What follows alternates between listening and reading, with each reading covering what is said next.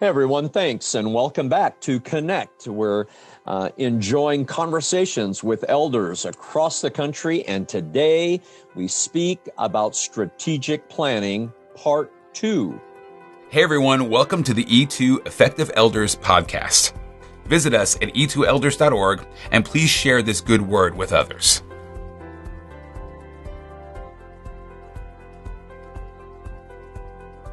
Hey everyone, welcome back to Connect, Elder to Elder Conversations. And as always, we begin by saying a heartfelt thank you to CDF Capital for making the podcast possible. And as well, we want to say a heartfelt thanks to Joe Moleski. Joe is back with us again this week. Joe, welcome to Connect, Elder to Elder Conversations. Hey, thanks, Gary. Thanks for having me back.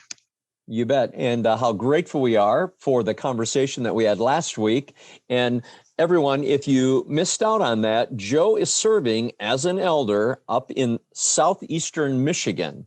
And he is an individual wrapping up soon to be his PhD in strategic planning and leadership, organizational leadership.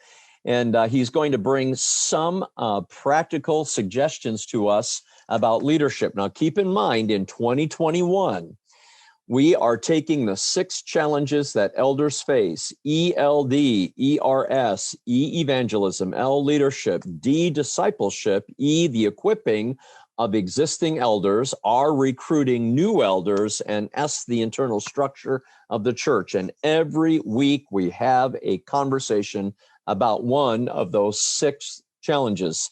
Last week, Joe helped us understand that letter L, leadership, with regard to the skill of strategic planning in the local church.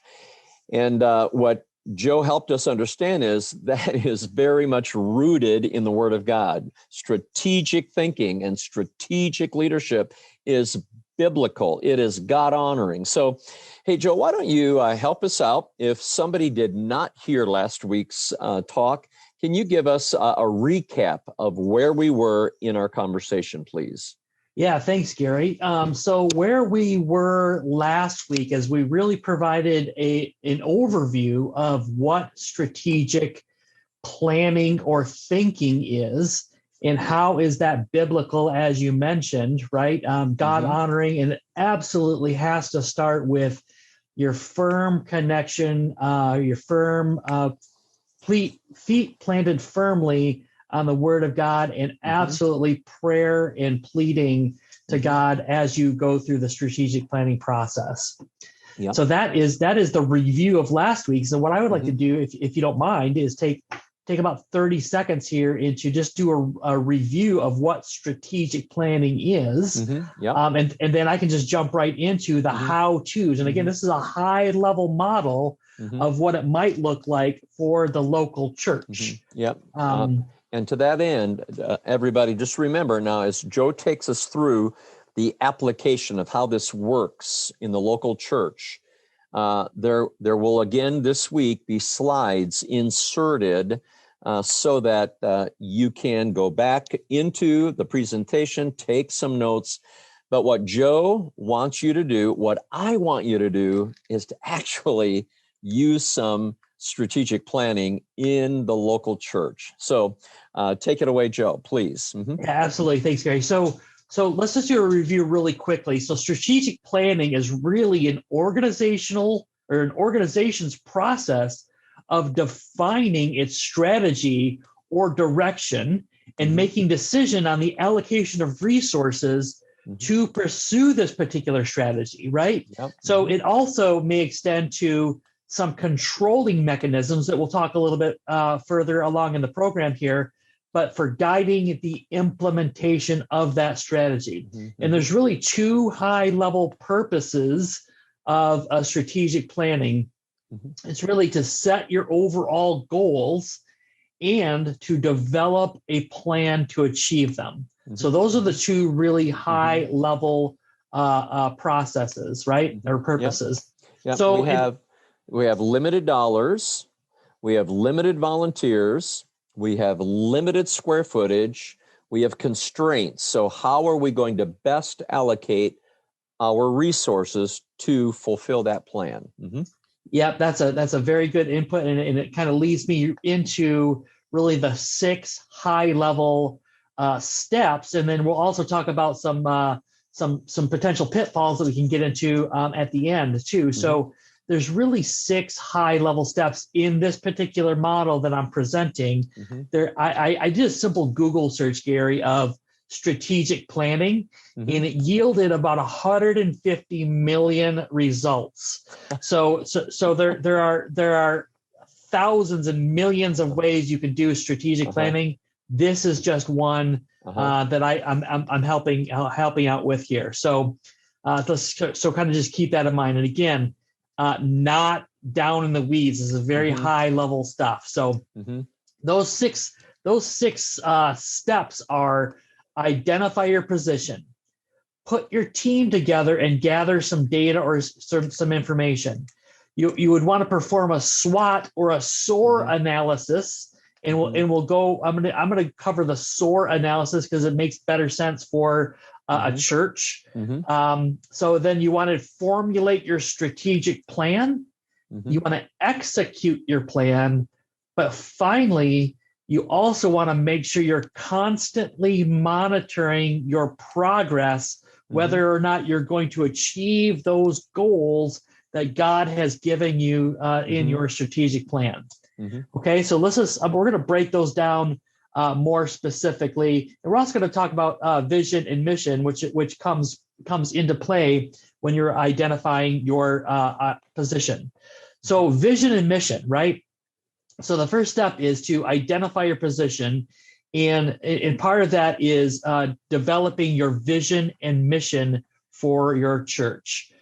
So first things first, you have to develop the vision and mission. And people often ask me, are those the same things, right? And do we need both? So we're going to cover that in just a second as well. But so what when you're developing your vision and mission, what are your short-term goals and your long-term goals, right? So how would you know if you've reached those, right? So you want to definitely have a measurement in place, not just a one single data point, but if you're measuring, let's just say new members as an example, what is your new members for the past 12 months or 24 months, right? So you want to have a steady stream to see what the natural variation is of your new members as an example. So that's one thing. So the other thing in your vision and mission, you want to make sure that you are identifying your target audience. So who do you want to reach and who do you want to serve, right? Another piece is, are you close to achieving your goals now? If that's a yes, you probably ought to dream bigger, right? If it's a no, if you're not very far, maybe you need to adjust your goals or execute a gap analysis. Here's where we're at now, and here's where we want to be. So how do we close that gap, right? So that's identifying your position. So let's talk a little bit about the differences between a vision statement and a mission statement as a part of identifying your position. So a vision statement is really you're discussing the desired position of your church and or organization in the future. So what is it going to look like in the future, right? And the mission statement discusses the purpose of the church or organization and the approach to pursue them. So Simon Sinek might say, what's your why? Yeah. Right. So what you just said is music to my ears, because when we work with local churches and they struggle with that word vision and they struggle with the word mission, what we say, just very simply, your vision is where you're going. It's the dream you want to come true. It's what you keep pursuing. It's what you keep reaching for. And your mission is how you're going to get there. So in many of the same ways you just said, what we did, vision is where we're going, the dream, what we aspire to, And the mission, we're going to be on mission. This is how we're going to get there. And we're not going to be on mission drift. So that's right. So mission is laser focused, right? Mm-hmm. Vision Yes. is kind of a dream. Mm-hmm. Mission is point you to that dream. Mm-hmm. Yes. Absolutely, 100%. So another the differences is that vision statement remains the same Mm-hmm. until God provides it for a new one for you, right? Mm-hmm. So that could remain the same for 10 years, 20 years, 30 years, whatever. Mm-hmm. But it remains the same until God calls you to something different. But a mission statement, right? It could change from time to time based Mm-hmm. on the needs or the fluctuations, what's happening within your target audience, right? Mm-hmm. Mm-hmm. Vision statements made to inspire. So like you said, Gary, where do you want to go? Mm-hmm. And mission statements are made to inform. Mm-hmm. So real quickly, an example, Google might say their vision statement is to provide access to the world's information by using one click. Mm-hmm. Pretty cool vision, right? Mm-hmm.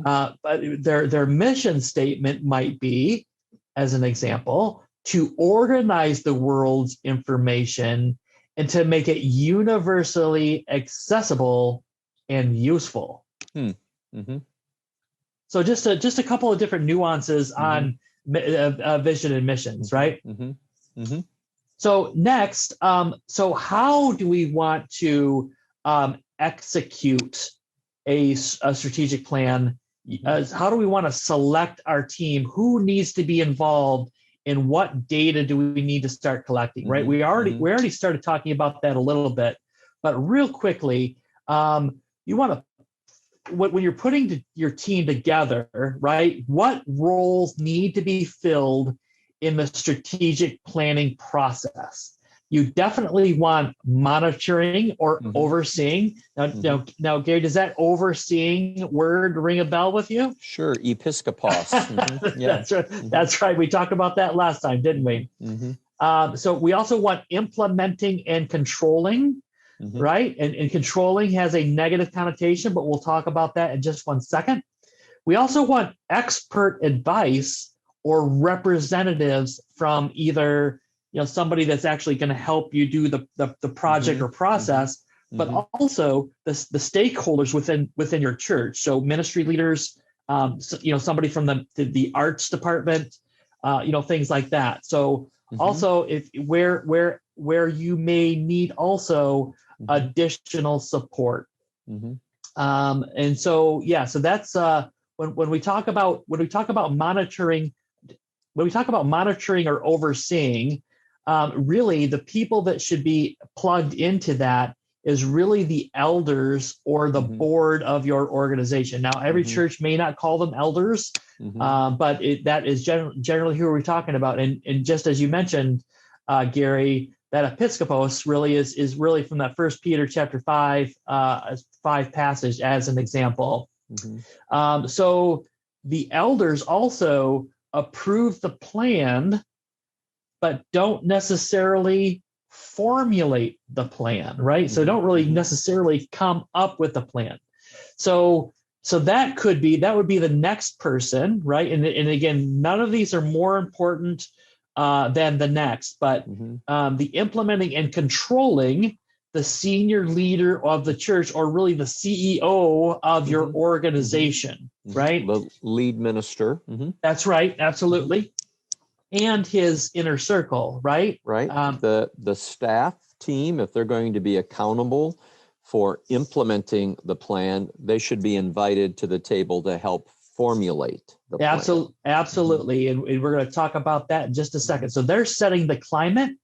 He is creating the team, and he's establishing those controls. Okay. So the next part of the process is really trying to get to my next slide. So is the implementing of the actual the output of the strategic plan, right? So in this case, it might be some of the paid staff. It might be some of the ministry leaders. It might be some of the elders. So who is going to implement those plans that you came up with in your strategic planning process? So this role typically duplicates the role of the senior leader, but within their own area of ministry in the local church. So the next piece is the stakeholders or additional committee members that we might need.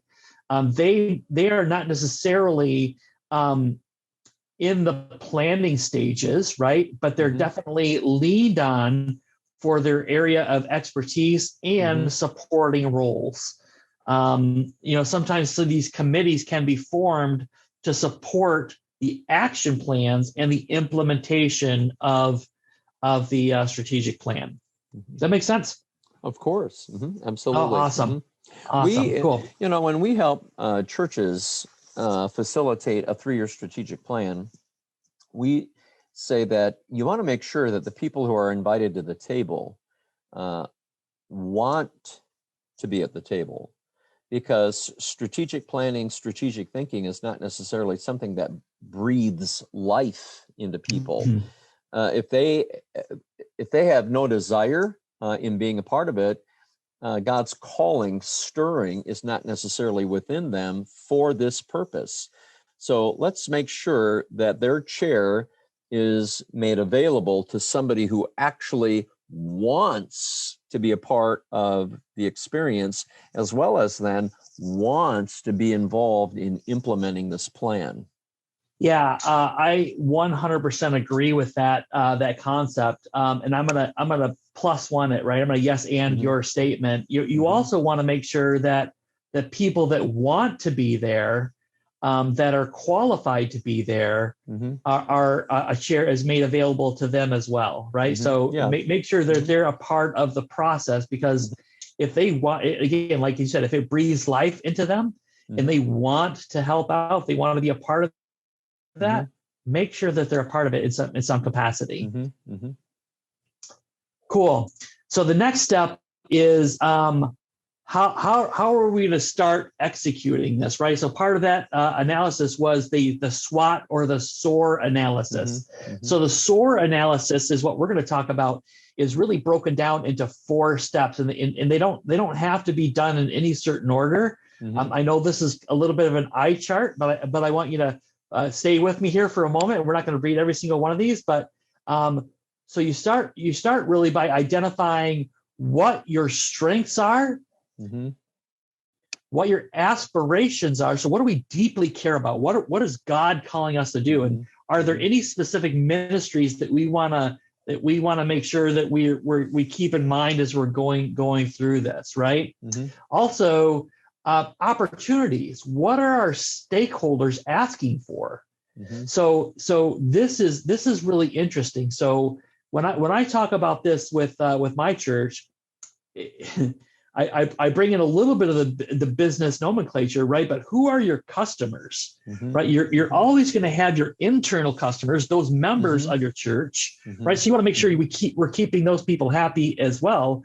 But we also have our external customers, those that God is calling us to reach, for trying to fulfill that great commission. We're going out and trying to get new customers for our church, right? No, we don't necessarily care if they go if God.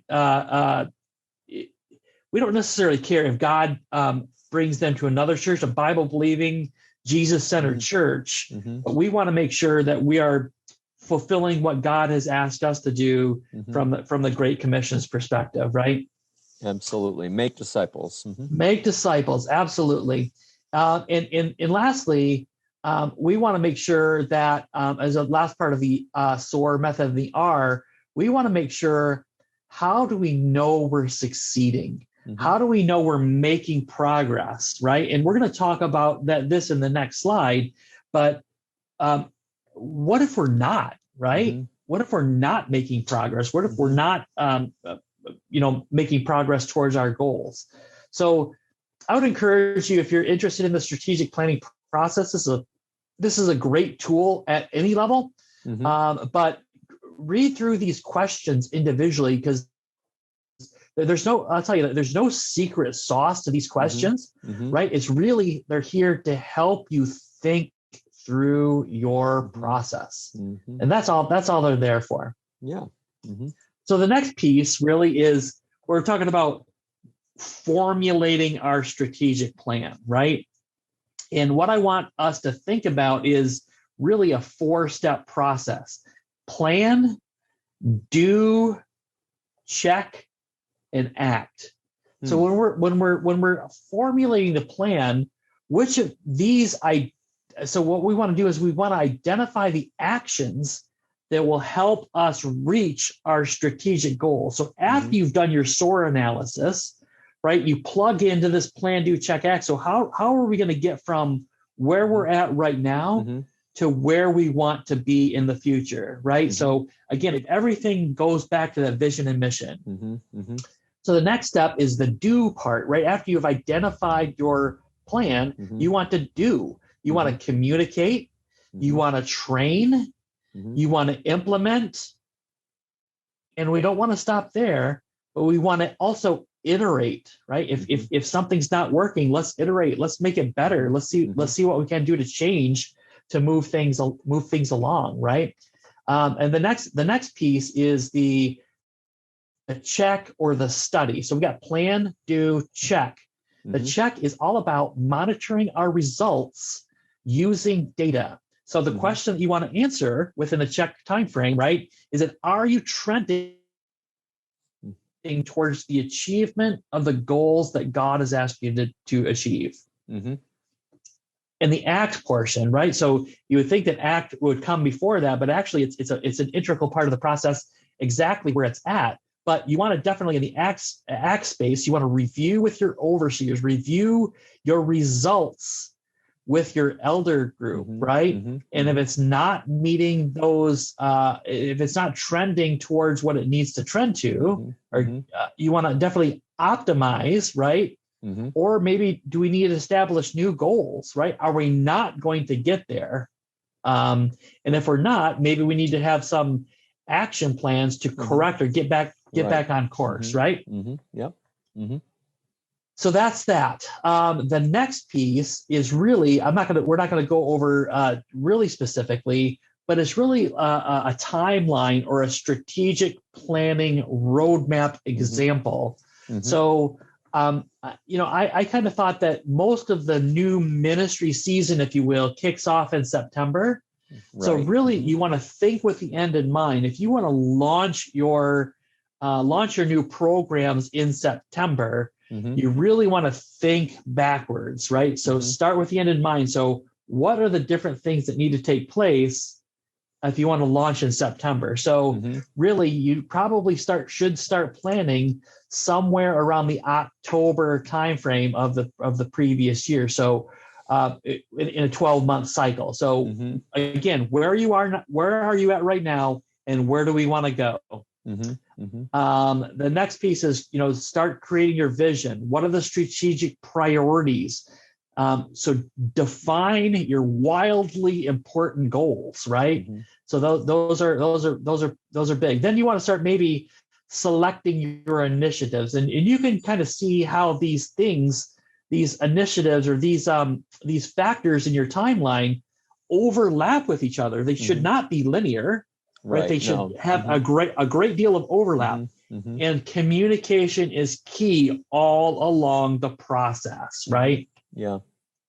So that is that. So the next piece is kind of touchy probably to those in the church, because some would argue that monitoring progress or monitoring what God has asked you to do with data is not biblical. I disagree. But we definitely want to, when we're talking about executing our strategic plan, we want to make sure that we're monitoring our performance, right?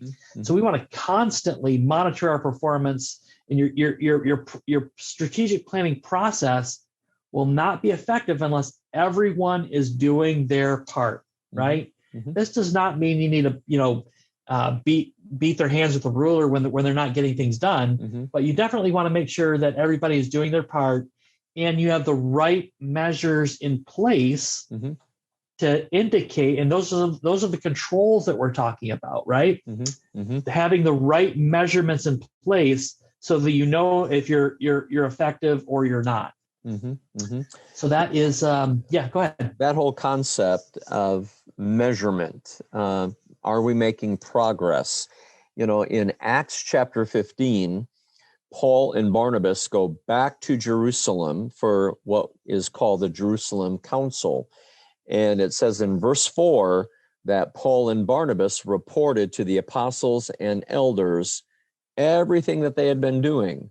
Accountability is very much a part of Scripture, and it's a good thing. There's nothing negative about it. So asking that question, are we making progress? It is rooted in the Word of God, and that's only just one of many passages. I love it. That's a super great example that I'm glad you brought up, Gary. So we're almost to the end, but I really wanted to talk about potential key issues that might become pitfalls to our strategic planning process in the church. One is the buy-in, the issue of buy-in, right? So not everybody on the elder board or on your project team or whatever is going to buy into the planning process. So what you want to do is you want to make sure that the stakeholders of the ministries or the leaders of the steering committee are involved with the planning process, right? So make sure you communicate all along the way. And you know what? In my projects at work, in my normal job, right, I'd love to have the naysayer on my projects, right? And the reason I do is that once you got them, right, once you show them with data and with the planning process and how we're going to get from where we're at now and to where we want to be in the future, once you got them, right? And they're gonna be your biggest cheerleader.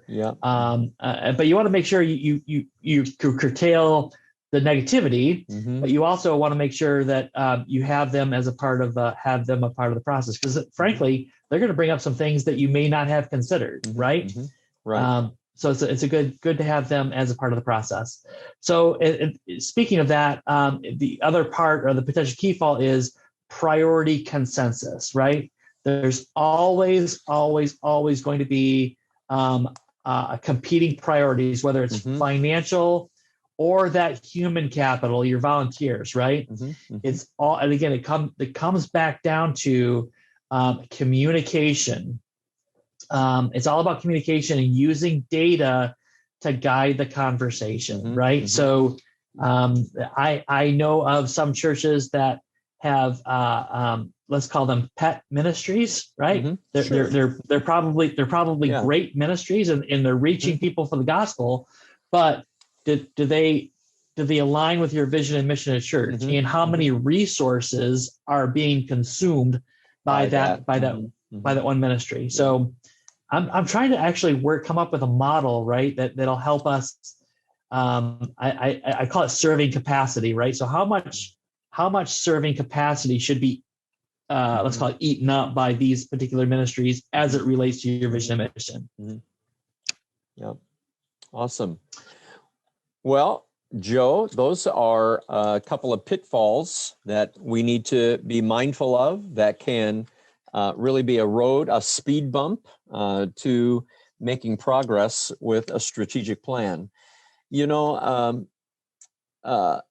used the word 3-year strategic plan many times, and I believe that last week we articulated why we're thinking in a cycle of 3 years. Now, you're working for an enormous corporation that is worth billions of dollars, and I'm sure you have 10, 15-year strategic plans within your corporation.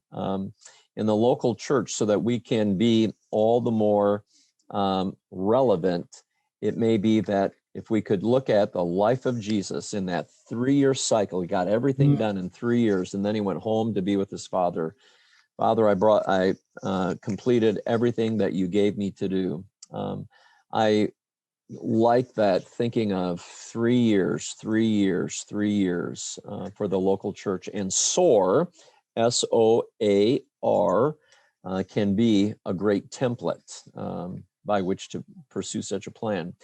And again, people can contact you if they have a question. That's all right?